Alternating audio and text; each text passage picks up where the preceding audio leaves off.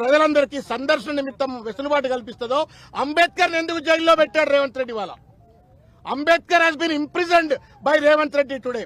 గేట్లకు తాళాలేసి కనీసం ఎవరు కూడా లోపలికి పోకుండా, దండలేయకుండా, నివాళులర్పించకుండా అంబేద్కర్ ని వాళ్ళ బందీ చేసినాడు, నిర్బంధానికి గురి చేసినాడు. ఈ నిర్బంధం అంబేద్కర్ కేసింది కాదు, మొత్తం తెలంగాణ సమాజానికి వేసినటువంటిది. ఇది నిర్బంధ తెలంగాణకు నిదర్శనం అని చెప్పని ఈ సందర్భంగా తెలియజేస్తాను. నేను రేవంత్ రెడ్డి గారికి ఒకటే విజ్ఞప్తి చేస్తా ఉన్నా, ఇవాళ నువ్వు ఉంటావు, రేపు ఇంకొకళ్ళు వస్తారు, కానీ అంబేద్కర్ చిరకాలం ఉండేటువంటి ఒక విగ్రహం అది. అంబేద్కర్ స్ఫూర్తి సూర్యచంద్రాదులు ఉన్నంత కాలం భారతదేశానికి స్ఫూర్తిని అందించేట ఒక విగ్రహం.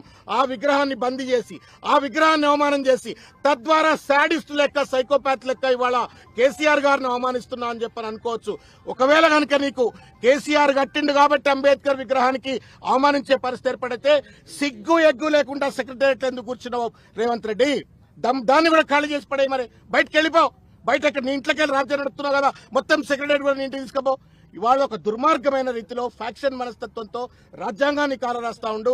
రాజ్యాంగ నిర్మాతని ఇవాళ పెద్ద ఎత్తున ఇవాళ అవమానించే పరిస్థితి చేస్తా ఉన్నాడు.